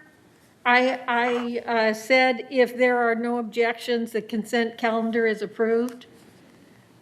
Okay, my apologies. Okay, so the next item, starting with the unfinished business, is the reintroduction of the resolution establishing the revised GRF rules for board meetings. So I need a motion. Do you want me to read the resolution? Pardon? Do you want me to read the resolution? Oh, wait, but I need a motion first. Okay. And I'll make a motion. Okay, and a second? I'll second it. And then and Egon, please read the resolution. Okay. I have a process here. It's all written down. Resolution 90-20-XX, Golden Rain Foundation Rules for Board Meetings. Whereas the Open Meeting Act Civil Code 4900 to 4950 provides an ongoing right for each member of Laguna Woods to participate in the governance of the community, and whereas the Golden Rain Foundation Board of Directors recognizes the need to facilitate effective, efficient, and orderly board meetings for the benefit of the community while protecting members' rights to observe and participate in the governance process. And now therefore be it resolved, on June 2nd, 2020, the Board of Directors of this corporation hereby approves the Golden Rain Foundation Rules of Board Meetings as attached to the official minutes of this meeting, and resolve further that the Resolution 90-11-135 adopted November 2nd, 2011 is hereby suspended and in its entirety and canceled. Resolve further that the officers and agents of this corporation are hereby authorized on behalf of the corporation to carry out the purpose of this resolution. February initial notification, March revised March 3, 2020, revised April 7th, 2020, postponed May 5th, 2020. Should the board endorse the proposed resolution, staff recommends that the motion be made and seconded to accept the resolution and allow discussion to ensure that the resolution reads to the satisfaction of the board. Staff then recommends that the board members postpone the resolutions to the next available board meeting, no less than 28 days from the postponement to comply with Civil Code 4360. I move this resolution be adopted. Okay. Are there any objections? President Carpenter, we do have a comment for 12A. Okay, Directors first. I would like to make a comment since I made the resolution first. Or I the didn't motion know. first. I didn't hear what she said. I believe I made the motion, so I'd like to speak first. The resolution was read. Annette, Comment. you have a comment on the resolution? Yes, I do. And what is that comment? But please speak a little bit louder, because through these masks, I don't hear as well because the sound is muffled. Okay, I increased my volume, so hopefully that helps. I would like to add under the under the closed session hearings, I would like to add a G, which is called No Relief from Obligations, which I sent out on May 27th.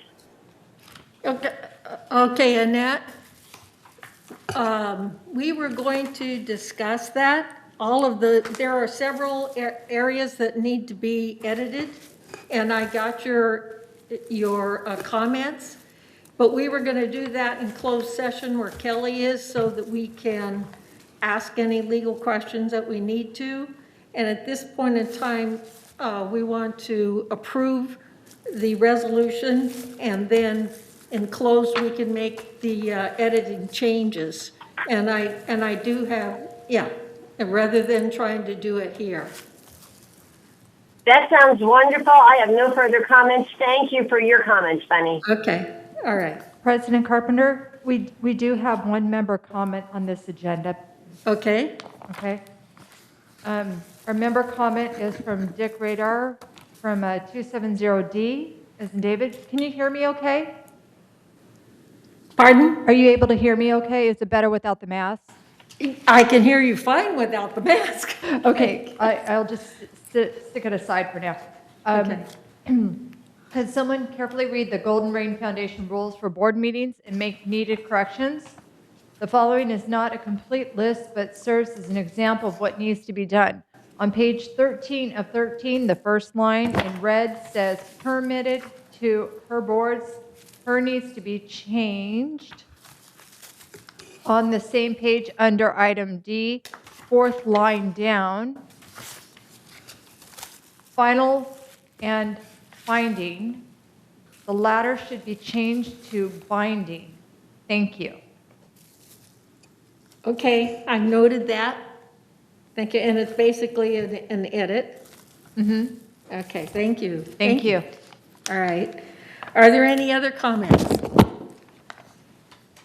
That is all. Okay, so are we ready to vote on this resolution? Okay, all those in favor, of course, I can't see a thing. How do we do this? May I suggest a roll call vote? We're pioneering here. Okay. I see 1, 2, 3, 4, 5, 6 people, and are all 6 raising their hand? Okay. I'm raising my hand. Okay, so I have 6 people. So 6 people, then it passes. So thank you very much. So the next item is B, and it is, do I hear a motion to adopt a resolution of special accommodation policy for reciprocal charitable club events? And this has satisfied its 28-day review. So I will change the process here. Egon, will you please read the resolution? Resolution 90-20-XX, special accommodation for reciprocal and charitable club events hosted by the Laguna Woods Men's Village 18-hole golf club for the year 2020. Whereas On April 9th, 2020, Community Activities Committee, CAC, meeting, the CAC recommended to approve the Recreation and Special Events Department request to waive guest fees for the Memorial Golf Tournament, Men's Silver Senior Golf Team matches, and Laguna Woods Men's Club member/guest tournament only.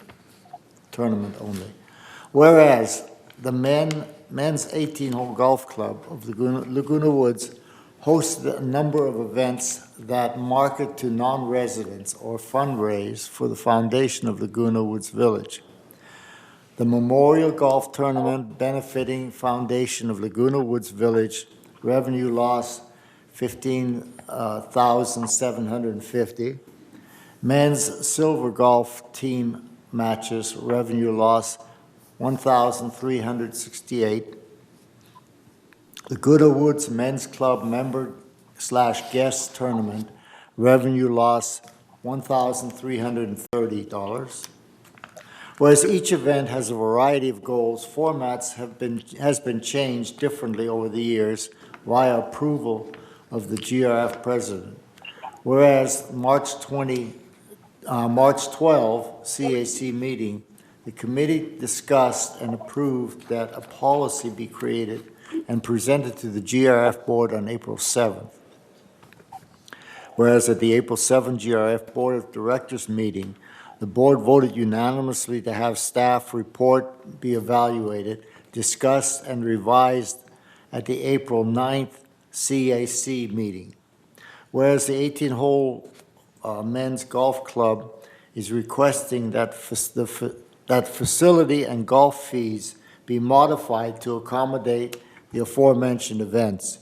Now therefore be it resolved June 2nd, 2020, that the Board of Directors of this corporation hereby introduces approval of CAC recommendations to authorize the Recreation and Special Events Department to approve special accommodation request to reduce or waive guest fees for the Memorial Golf Tournament, Men's Silver Senior Golf Team matches, and Laguna Woods Men's Club Golf/Membership Tournament only.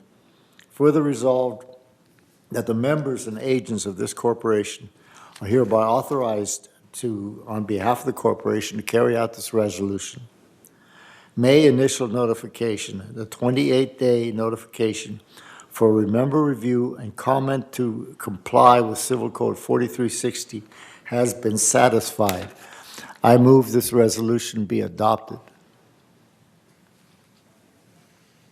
I second. Is there any discussion?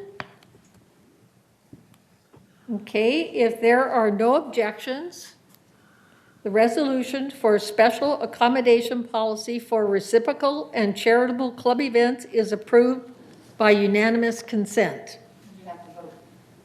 You don't have to vote. This is part of Robert's rules. Okay, all right. I was advised of this recently to help move our board meetings faster. Okay. All right, so now we're at C. Do I hear a motion to reintroduce a resolution for a GRF transportation ADA policy with the recommended word changes in section 19, the word system changed to vehicle in 2 places, and the word judge changed to determined. So this must be postponed for 28 days. So Egon, will you read the resolution? Resolution 90-20-XX, Americans with Disabilities Act Transportation Policy. Whereas the Golden Rain Foundation currently owns and operates 16 buses for the Transportation Services Program, and whereas the Golden Rain Foundation currently has 3 buses that were recently purchased using Federal Transportation Administration 5310 program. Whereas the federal grant mandates each entity maintain a written policy adhering to Americans with Disability Act.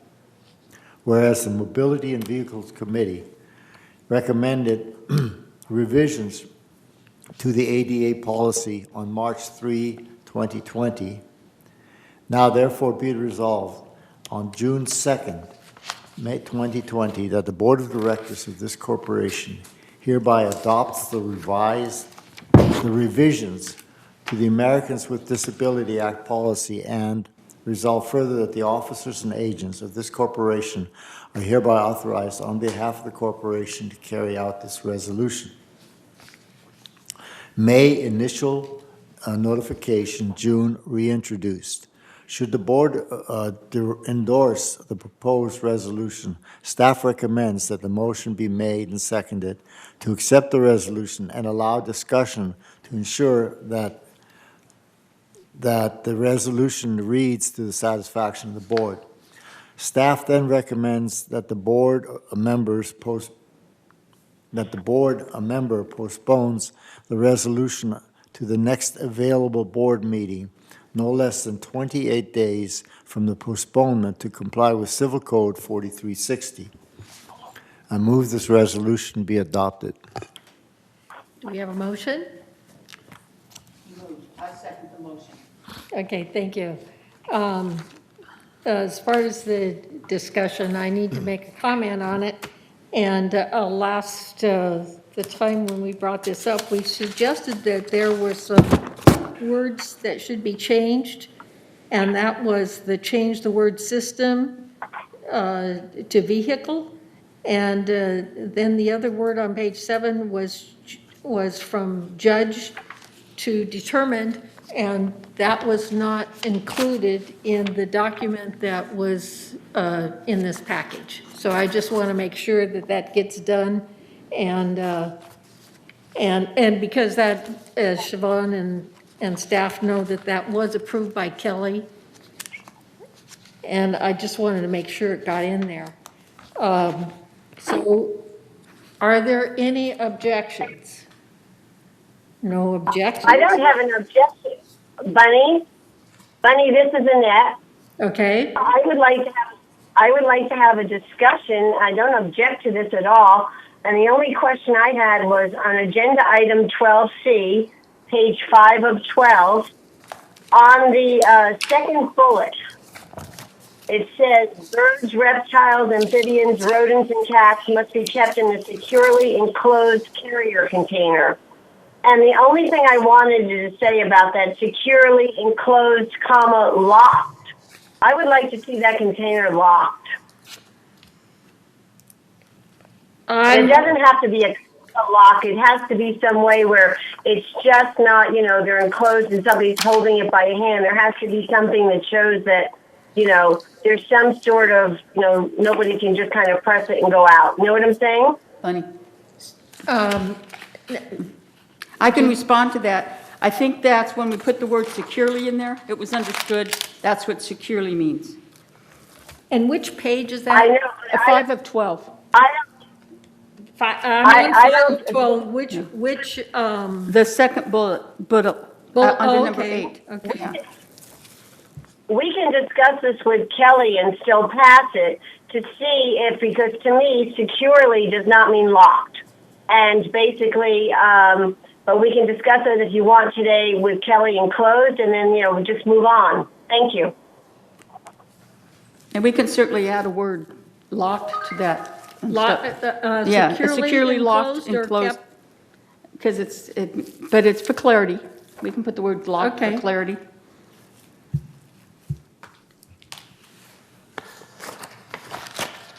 Okay, so in this situation, shall we vote? And all those in favor of the suggested changes to approve the resolution for the ADA policy, okay, as with the suggested changes. Okay, so I have 1, 2, 3, 4, 5, 6. Okay, did you want to make any comments, Chris? Nope, okay, all right. No, just thank you for your patience with this. I appreciate it. Okay, thank you. Madam Chair, when you're counting, you have to add us when we're raising our hand. You're counting the people on the board, but you got to count us too. Okay. So that I don't want Grant to can, exclude you. Grant's got to get the Unanimously number right here. passed. Okay, thank you. All right. Okay, so the next item is, do I hear a motion to adopt? He's got to read it first. He always reads it first.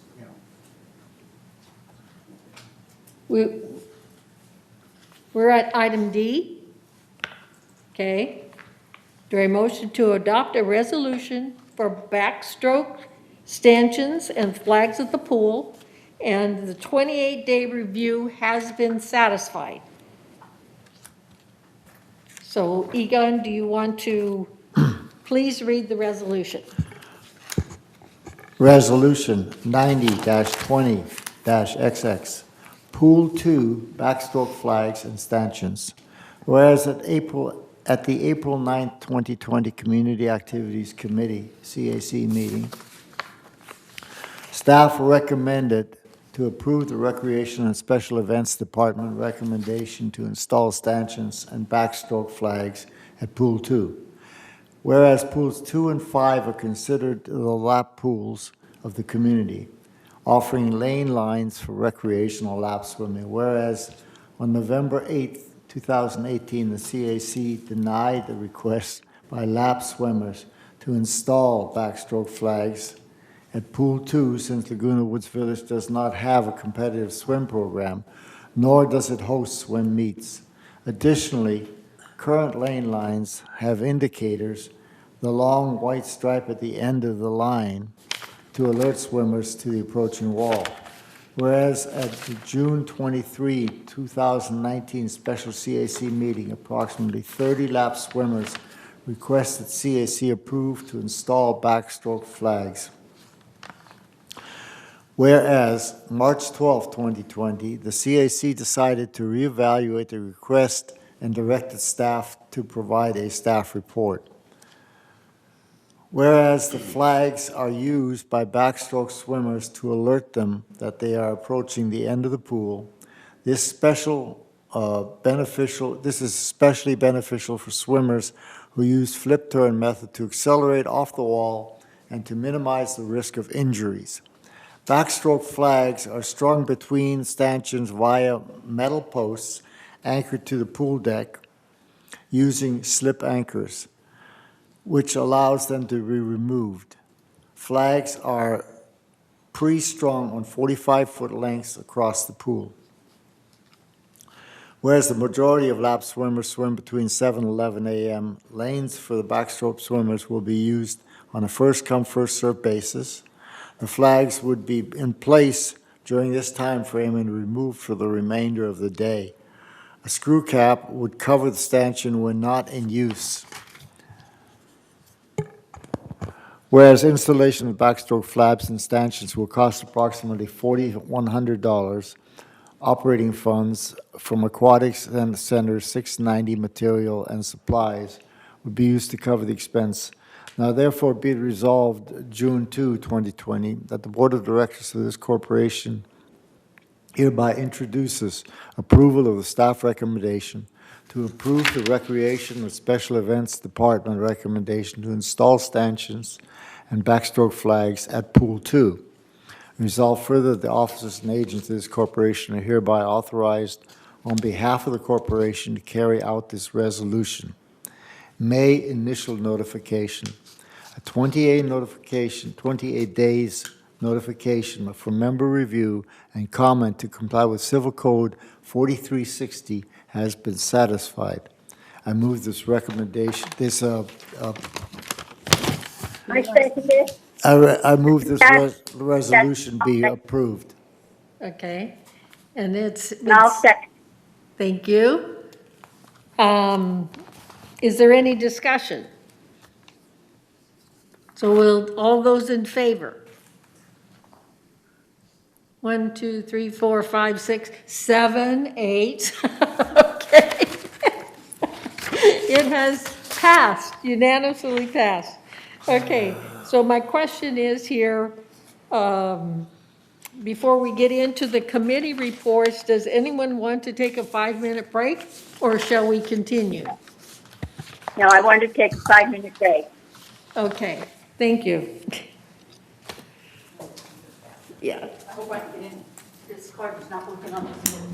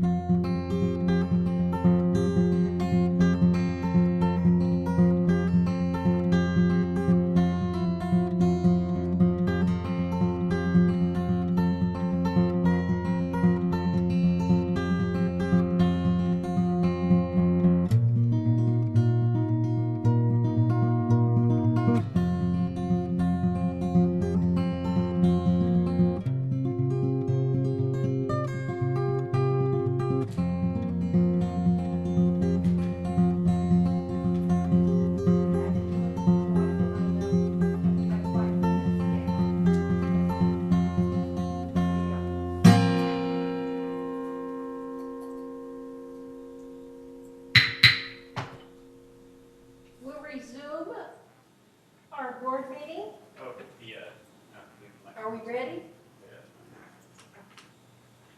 Okay. Is your microphone on? Are you? Make sure. Oh, my mic's on? Okay, there we go. Are we ready? Okay. Let's resume our meeting, and we will now have the committee reports. So we will start with Pat English, Director English, and for the treasurer's report. I'd like to ask Grant, do you have the slides lined up, Grant? Can you hear me? Or Cheryl, does anyone have the slides lined up? Here we go. All right. Thank you. Okay. This is the treasurer's report for June the 2nd, 2020 board meeting. The slide 1, which you're seeing right now, through the reporting period of April the 30th, the total revenue for GRF was $14.8 million, compared to expenses of just over $13.1 million. This results in the net revenue of $1.7 million. Slide 2, please. In finance, we keep a close eye on the operating portion of our financial results. The operating fund, without depreciation, shows a favorable variance of $402,000 through the reporting period. Slide 3, please.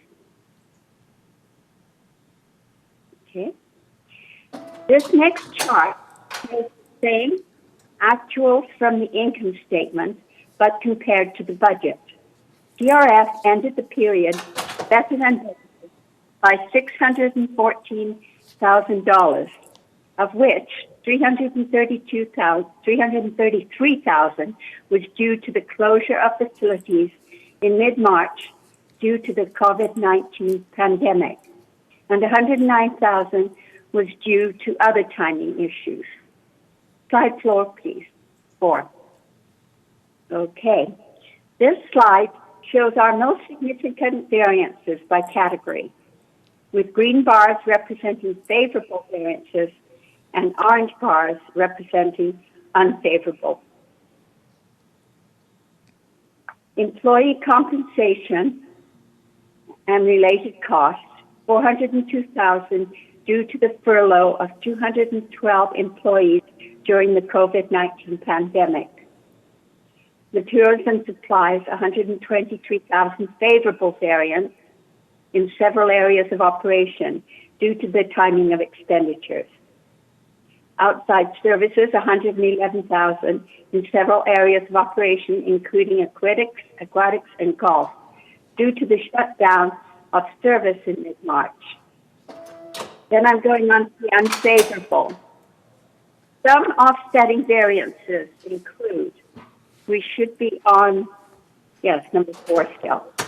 Golf was down $197,000 due to the closure of facilities on March 12th from the COVID-19 pandemic.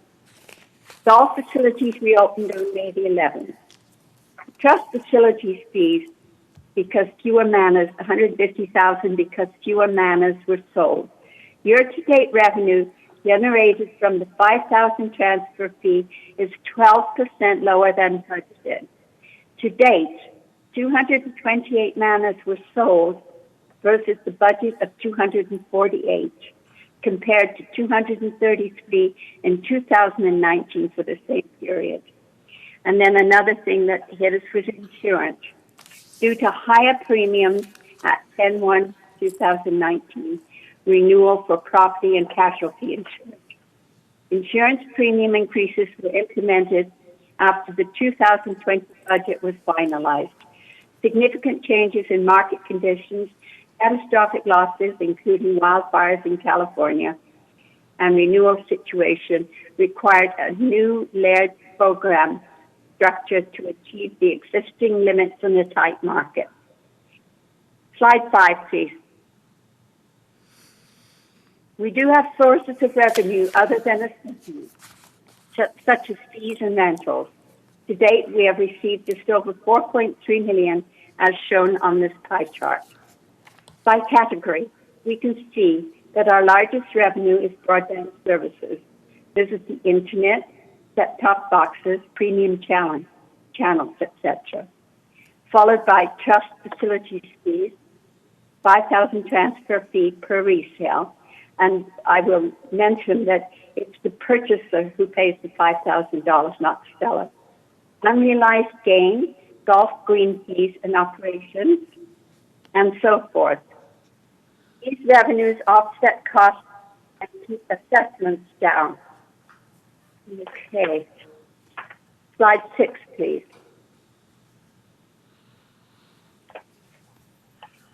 Expenses to date of $13.1 million, including depreciation, are shown on this pie chart, with our latest categories being compensation, depreciation, cable programming, insurance, professional and legal, etc. Slide 7. We have a slide here to show resale history from 2018 to 2020. Community-wide sales to total 228 through April 2020. Most of these transactions generate the $5,000 plus facilities fee, used as a source of revenue for our reserve. Slide 8, please. The reserve and contingency funds adjusted balances are shown here. Starting with the first column on the left, the funds have a combined ending balance of $32.2 million. Included in this total are contributions received this year to assessments, trust facility fees, and interest earnings.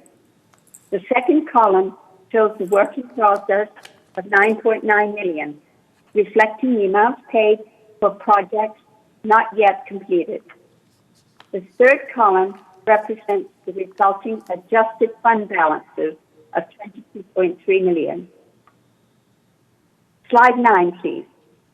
We compare our adjusted fund balances to historical balances for the past 5 years on this next chart, showing that GRF has averaged about $22 million in reserves and contingency funds. Slide 10. Listing on this slide gives you an idea where the reserve money is committed. Of the $22.4 million appropriated by the board for various projects and equipment purchases, the remaining encumbrances against our reserve and contingency funds is $11.2 million, primarily for renovation projects. That's it for the slides. Thank you very much for listening. Our next meeting of the finance is, hold on a minute. Sorry, I can't find too much paper here. Okay, I'll have to give you that later on. I'm not sure what date our next finance meeting is. Thank you very much for listening. Okay, I'm done. Okay, thank you, Pat. On the purchasing ad hoc committee, I have to tell you that I have spent many, many, many hours in trying to find either an auditor or a consultant or a lawyer that would review our documents. And most of the people that I talk to, want a full comprehensive program in order to do this, and that's not what we're looking at. I thought I finally found one, and so far I have not heard back with a proposal yet. So this has been on my to-do list for a very long time, and I keep working on it, and I'm just sorry that we haven't been able to find someone at this point in time. Okay, so the next one is Community Activities Committee. Joe?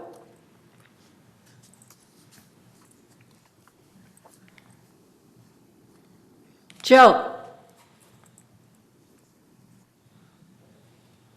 We had a request from resident George Gilden concerning a request to at the garden center to put in roses. He seems to be a worldwide expert on certain types of roses, and he should make a beautiful display there.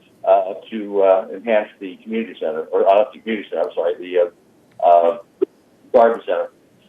We also spoke to our insurance agent in regards to clubs, and the club should know there's no requirement that they carry insurance. It is recommended. We worked on trying to get something that they could buy through GRF, a pool bull, my types. That didn't turn out to be possible.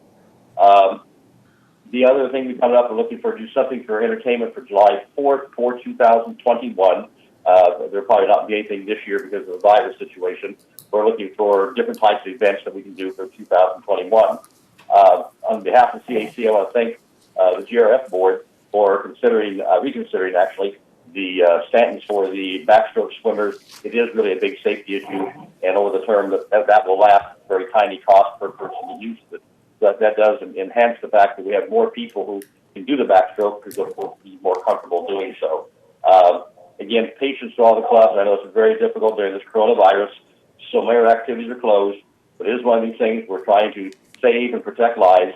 And where there are some issues, as I brought up earlier today, I'm hoping that we in the future can look at some of the sports in terms of doubles, and that perhaps it's safer we do them here than other places.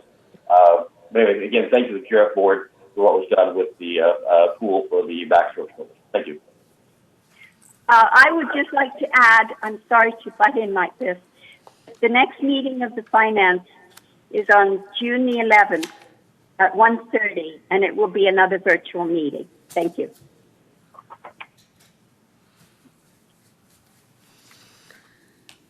Okay, so I get to talk on the Equestrian Center Ad Hoc Committee, and the next meeting will be on June 16th at 1:30, and it will be a virtual meeting. But the highlights were Diane Phelps presented a Village Community Funds capability to work with the Equestrian Center donation programs. And marketing was discussed along with the writing program and fundraising recommendations. And the committee is in line with the strategic planning philosophy to look at expenses, revenue, and long-term planning.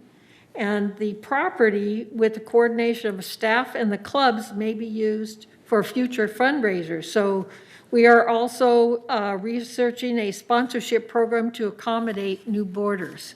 Thank you. And the next item is Landscape Committee, Director Maldo. Very, very quick. We did not meet, and we currently have no future scheduled date. And that's my report. Thank you. That's the shortest report I've ever heard from you, Bert. Okay. I challenge anybody else to beat it. Okay. Do we have anything from Director Mattson? No, Oh, no, I'm sorry, Egon. I'll speak I apologize. So we met in April and we approved the truck wash, and that was about the main item there. And no meeting in May. We will meet again on June 10th at 9:30, and I think it'll be virtual, I guess. Thank you. Thank you. And the report on the performing arts?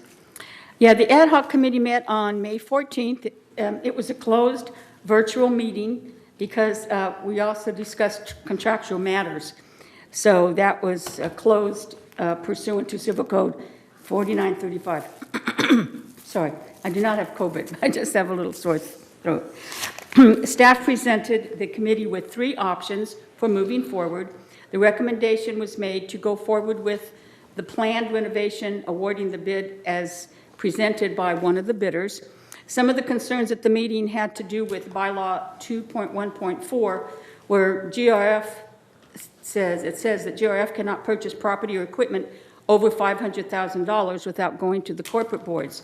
So since this particular option that is being recommended today going forward includes the purchase of brand new state-of-the-art equipment of a projector and screen costing almost $1 million that is not already part of the building, that it exceeds the $500,000 for GRF, purchase of GRF property, new property. And so the board will consider the recommendation today at our closed meeting this afternoon. If it passes, then we'll be going to corporate meeting, and the next PAC meeting will be determined. That concludes my report. Thank you. The next one would be Clubhouse One Ad Hoc Committee. Yes. Joe? Thank you, President Carpenter. Yes, this will be our first meeting for the Clubhouse One PAC. Obviously, the Clubhouse One is our flagship here. We'll have a very lively discussion about it. 4 plans were presented. One basically is to repair and update what is there as is. One is to repair most of what's there and perhaps eliminate a couple buildings and put a new building. And one is for a really large, complete renovation, which includes moving the administration building on top of it. There was a 4th option that Ernesto gave to us that was to do absolutely nothing. Now, we did figure out if we did absolutely nothing, we might be able to bring that in on budget. However, it's possible we may come up with one of the other plans. So we are going to do the middle of next month. The ad hoc committee will walk through Clubhouse One. We'll all share the ideas and information with Ernesto, who's construction into this, and with Brian Gruner with the practical usage of the clubs and organizations we have. And we'll look at each and every square foot of the facility and decide what we do with each area of that and try to come up with the best plan with our shared ideas. That'll be an exciting group, and it'll probably take a long time to do this, but I look forward to it. Thank you. Thank you. Okay, Annette, you're next for Media and Communications. Hi. Before I begin, I just want to make a couple corrections, and that is that the Finance Committee meeting is Wednesday, June the 24th at 1:30 to 4 p.m. And the CAC meeting is June 11th at 1:30 p.m. So just so you know, I just checked with Team Up, okay? And if you go back to page 3 of 4 of our agenda, you'll see under CAC it says June 11th at 1:30. Thank you very much, Annette, for those corrections. Yes, I was having difficulty finding where that information was. I just want to get it out to the community. Thank you for being so receptive. Very kind of you. Okay, as far as the next thing, which is the Golden Rain Foundation Media and Communications Committee meeting, we met on Monday, May 18th at 1:30, and basically we're extremely grateful for the commitment and excellent work of Director Eileen Paulin and her staff and her team. They continue to provide during this pandemic, as COVID-19 pandemic has upended our 2020 outlook. Golf opened and tennis opened, and for safety reasons, pedestrians are no longer allowed to walk the inner golf cart path. Also, we included in this now a California legislative update. Basically, we went on and talked about this with paraphrased and sourced from Reuters. The California governor is required by law to pass a balanced budget, and there's been a dramatic change from the projected $5.6 billion surplus and the $40.9 billion in reserves before the pandemic to basically having a $13.4 billion in deficit for 2020. So California is the most popular state with a predicted 18% unemployment rate. And, we just talked about that for a moment. The OC reported on it, I should say. We asked seniors here in the village to visit www.ochealthinfo.com for the latest COVID-19 Orange County statistics. And then moving on for the broadband contract report, Eileen Paulin discussed that broadband services as a whole is doing well and maintaining the budget. And the broadband group consultants that we hired, had approval to hire it. That contract has been signed. And the reason we had the consultant, I'll just remind the folks, that this is to see where we're going down the road with broadband in baseline assessment of our equipment now and where we're taking it in a 5-year or 10-year and where we want to be. Ms. Paulin updated the community on the transition to high definition. She said there's only 40 residents left now using the standard definition. And why this is important to us is it means that in inventory now, we just have to carry high definition equipment, which will be a considerable savings to all of us in the village. Ms. Paulin commented on the TV6 crew for their hard work during this pandemic, and she recounted working with the city of Laguna Woods on the crisis management and communications regarding the Ayers Hotel designation for Project Room Key. And basically, that ended up to be a very positive result for us here in the village. Ms. Paulin commended the staff and the good neighbor captains and the residents who participated in the mask distribution project, which was well received by the residents. This is what it looked like. Pardon my reach for a second. That all of these masks, along with to protect each other, to explain to you how to use it, and then on the back was the Laguna Woods Village grocery delivery. So this went out to the community. The other thing we went ahead was we acknowledged the team and the department's accomplishments for the launch of the virtual recreation page, communication about kitchen safety amid resident stove fires, a new virtual vehicle registration program was rolled out, and people have been responding to say that the TV6, the quality of the movies has improved. And we all appreciated CEO Jeff Parker's regular updates on TV6. He usually does them on Mondays, Wednesdays, and Fridays. And the exercise programming on TV6. And then again, the Village Breeze, which got out on time. This is a magazine that we all can go to. And anybody, even if you're not on the internet, you can read what's happening in the village. And it's wonderful. I really appreciate that. We went over the broadband first quarter 2020 financial operations review, and that was positive. And the only thing is, we also wanted to thank Jackie Cooper for her work on the mass distribution. And we're reaching out now to anybody with a good idea. Eileen Paulin mentioned that the Sewing Supers Club has produced a significant number of masks. And she asked for ideas to safely distribute them to residents and to collect a voluntary $5 donation that will go to the foundation and Meals on Wheels. So we didn't know how to implement it, but if anybody has an idea on how to do the math and secure a donation that can be used to further do good in the community, we're certainly reaching out because we're open for ideas. So you can send those ideas to info@lagunawoodsvillage.com. All right. Thank you. Thank you. How about Beth? Are you ready to report on the Thrive Task Force? Excuse me, I did fail to mention when our next meeting is. Our next meeting is June 15th, which is a Monday at 1:30 p.m., and the location's to be announced. It'll probably be virtual, though. Thank you. Okay. Thank you, Annette.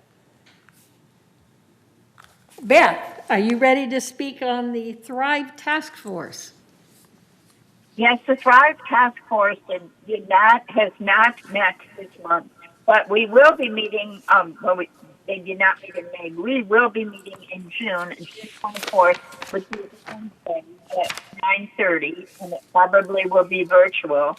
But just reminding you that the kindness project is still in effect, and thank you for remembering your ideas on the kindness project, and we will be collecting ideas. Thank you.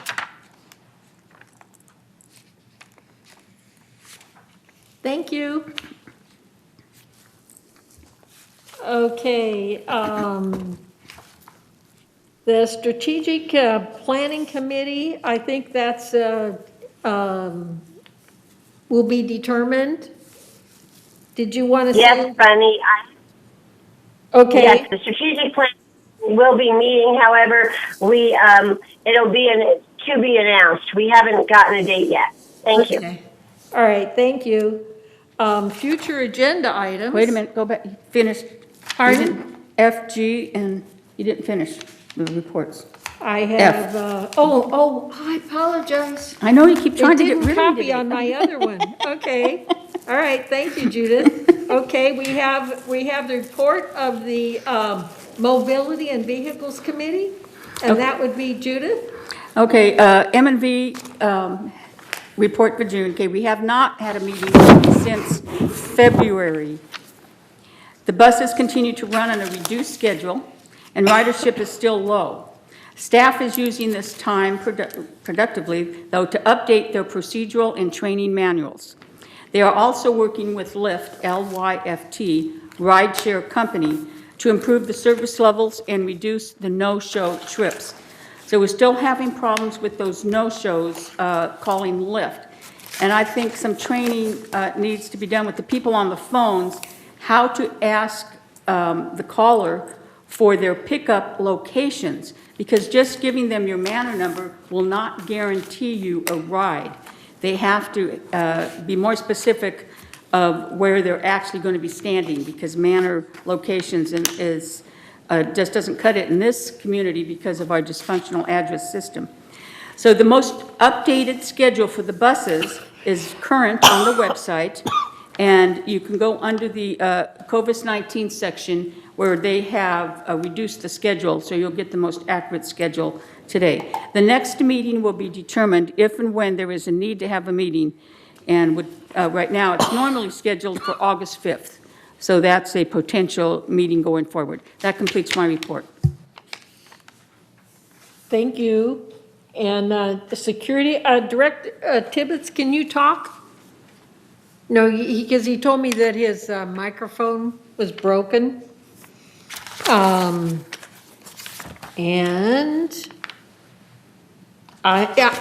the June meeting is canceled, and I'm not sure when the next meeting will be. Okay, so,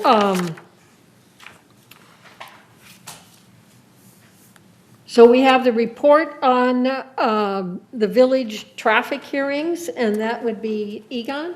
Yeah, there have been no meetings since February, and none are scheduled for the foreseeable future.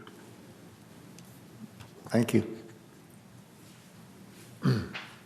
Okay, and you already reported on the disaster preparedness, okay. All right, so future agenda items. And we still have this Bahia Club on here. And hopefully, as soon as we are able to open up a little bit, we will have a presentation on the Orange County Vector Control District presentation. So are there any director comments?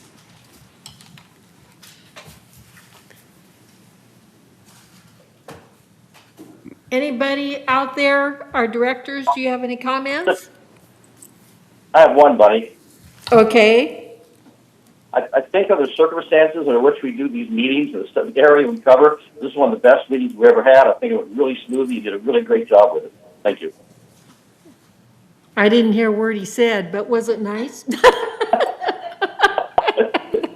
He said it was one of the best meetings. Okay. I concur, Bunny. I totally agree with what Joe said. This is really, you put a lot of effort into it, as did a lot of directors, and I think it really reflects, and I'm thrilled that it's going so well for us. Thank you. Okay. Is there anyone else?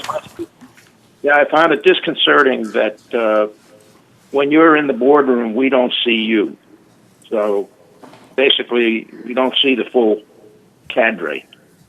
And Okay. I know next month, if this went well, next month we were going to try to have all of us in the boardroom, but with social distancing.